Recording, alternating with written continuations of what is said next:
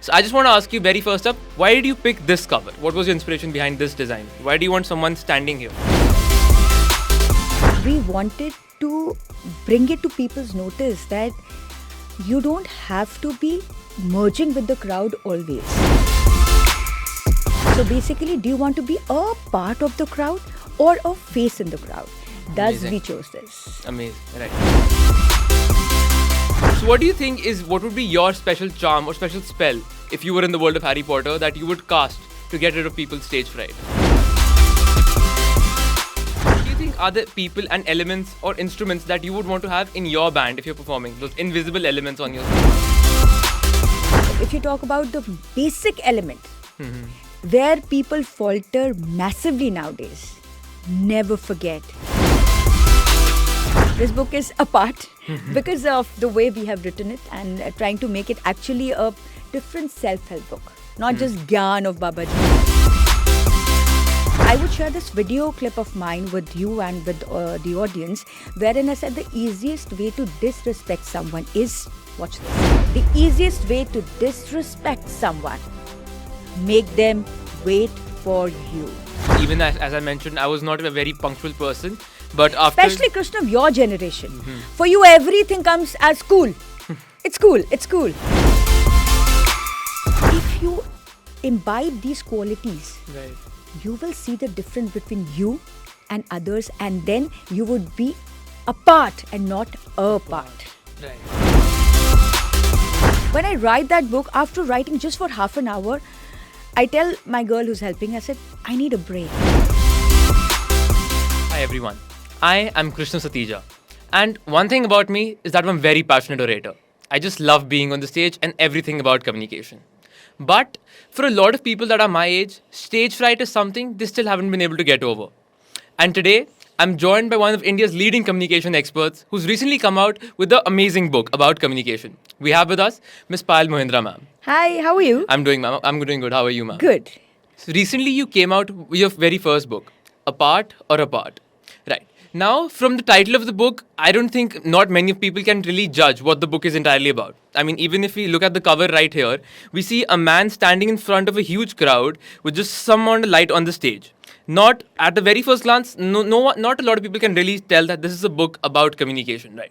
Yeah. So I just want to ask you very first up, why did you pick this cover? What was your inspiration behind this design? Why do you want someone standing here?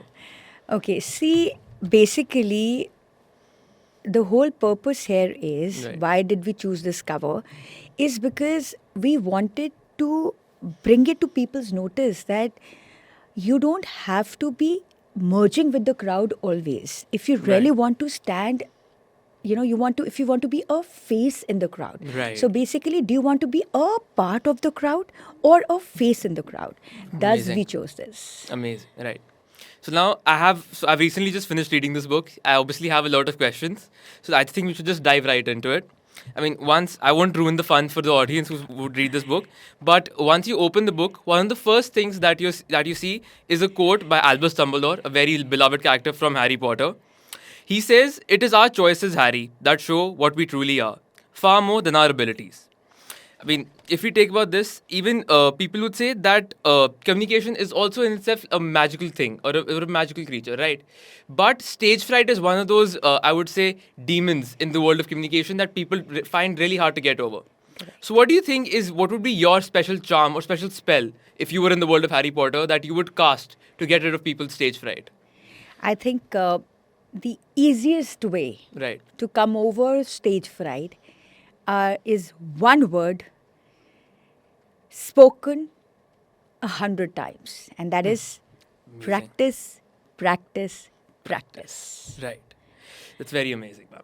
Right. So, people won't really know this, but I've also recently taken this course with ma'am a couple of years back, and it's truly changed my entire outlook on communication. I mean, a lot of the concepts that I've mentioned in the book are what I was taught by ma'am a few years ago.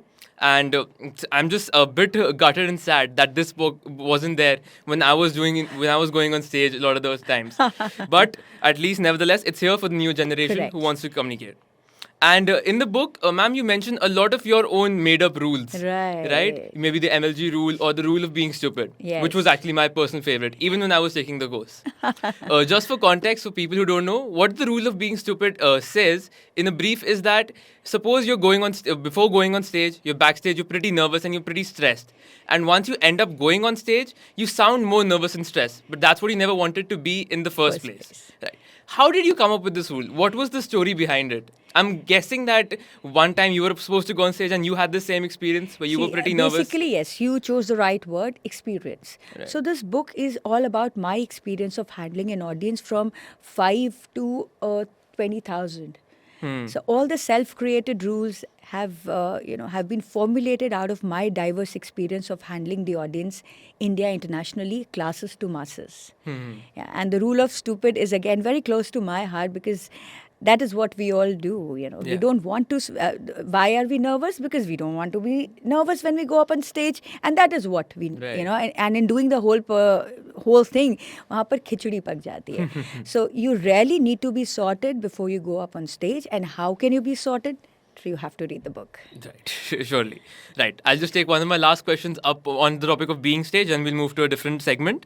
Yeah. So for a lot of people, communication it is an art form. Not like it is an art form, right? Correct. Another very popular art form that people see on stage is, songs, right? People who come and perform live. And a very crucial element of every song is, the production behind it, right? Correct, And when on stage, the band who are behind the people. Yes. So if you were, let's consider communication as an art form that's obviously being performed live on stage. Yeah. What do you think are the people and elements or instruments that you would want to have in your band if you're performing? Those invisible elements on your stage. That's a very good question. So, Krishna, I would like to point out here there are two categories of orators here. Right. One is the silver tongue, who are born orators. They have that natural flair. Right. And the second category is people who weren't that good or not at all good, and they worked upon themselves and reached that level.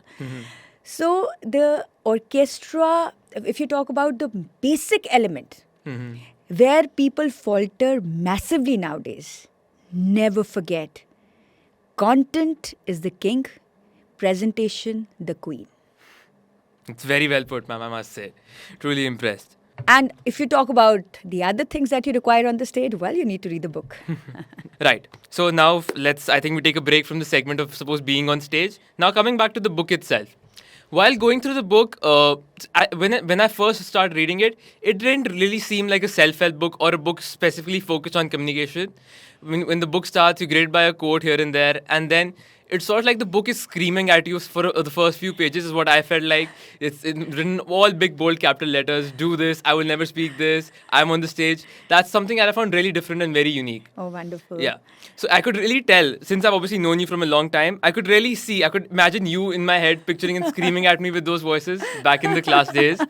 But yeah, nevertheless. So when we go through the book as a journey, you start off feeling you tell people about the fears that they have of communication, what stage fright is, and what other things people stress, and then you start with the self-help journey, and then one of the very important rules that I felt that even you taught us was the difference between in time and on time. Oh, yes. See, for me, I've never really been a very punctual person. Every day going be it to school, tuitions, any class, even a party where I want to go, I'll still end up going pretty late, about maybe an hour, 15, 20 minutes late, right? And unfortunately, even when it came to performing on stages, sometimes reaching a rehearsal practice, maybe even 30 minutes earlier, Correct. has a huge benefit on one's life, right? Yes, absolutely. Yeah. So I want to ask, what made you come up with this rule? Which incident would you pick that made you think of this? Maybe you're running late for a shoot and you probably missed the opportunity and someone else took an audition from you. Something like that Okay, happened? so Krishna, that's another very interesting question. How I formulated this rule is because I am always punctual. In fact, you won't believe when I used to anchor events, I would, the event company would say, I said, okay, what time do you want me to be there as an anchor? Right. Because first I have to understand the event, then the flow of the event, then there are certain ifs and buts that we have to take care of. For instance, if it's a press conference, then, the press could ask you any tricky questions. So I need to for me, when I used to anchor events, every day would be different. And in Right. fact, there were times when I would do 3 events a day. So morning event would have a different script and the flow altogether. The second event would be a different genre altogether, and the third would be something more casual, right? Right. So I would, in fact, so I would ask the event company, and I was in Delhi, so Delhi ka thoda reputation ऐसा है ना, तो Bombay वाले लोग, they will typically say, तो you Delhi people, they say Delhi वाले लोग. So I would tell them, give me the right time. And they would keep in mind, अच्छा दिल्ली के एंकर है तो चलो ऐसा करो 6 बजे का इवेंट है तो आप 4 बजे आ जाओ. ऐसे I am a punctual person. Yes 4. I would reach at 4. No one would pick up my phone. The setup would also not be ready. But it never deterred me. Still whatever time was given to me, I would be there. So you tell me 5 o'clock, I'll be there at 5. In fact, I could be 10 minutes earlier than the allotted time, but I would never be late.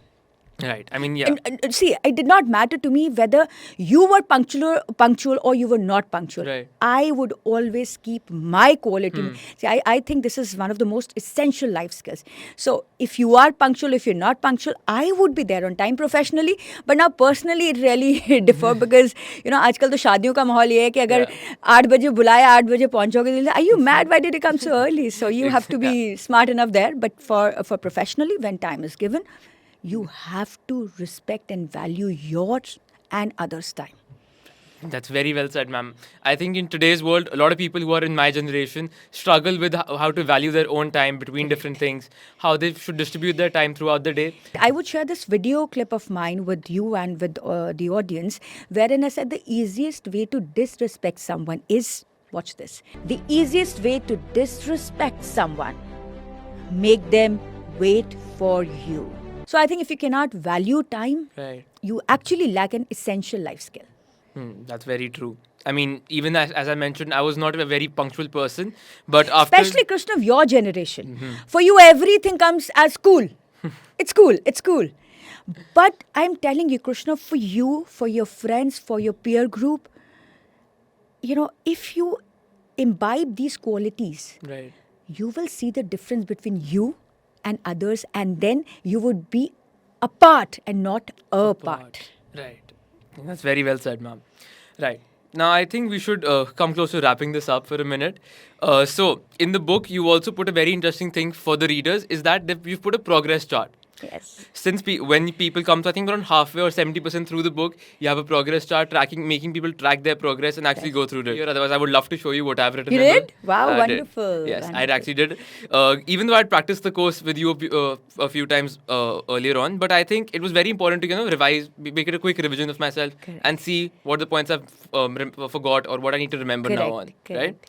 Right? But in a very cool thing that I found about the progress chart was that instead of making just a simple reading book that people just go and skim through the pages, it's not very, I would say hands-on or practical. Yes, it's very hands-on. difficult to convey that through a book. Correct. But you managed to do that very beautifully. You make the book very interactive for the audience. You've given multiple amounts of exercises and, a lot of these, obviously, the tracking progress journal that you've Correct. put. I think that really motivated the readers to get up and stand in front of the mirror, which is, I would say, one of the best friends you can have if you want to practice communication, right? Yes. In fact, this is book 1. It has these practical tips. In fact, the book 2 that Right. I'm writing now is all the more difficult for me to put into words because it is all practical. Exactly. So something that you speak, to put it in words, it is such a big challenge for me. Trust me, Krishna. When I write that book, after writing just for half an hour, I tell my girl who's helping, I said, I need a break. I need a break because, to put it in right words, to actually bring forward a book that would resonate with you, that would be all the more practical. Yeah, it is a daunting task, but yes, I'm writing that, and very soon it'll be out. I'm sure the audience can't wait to have Yeah, a and sequel if to this. this book is all about that. This book is, like I say, this book is apart because of the way we have written it and trying to make it actually a different self-help book, not just Gyan of Babaji. Exactly, yeah. Well, I think that's been a very insightful conversation with you, ma'am. Thank I want to thank you for your time. Thank And you. we're looking forward to the sequel of the book. Thank you so much, Krishna. Thank you.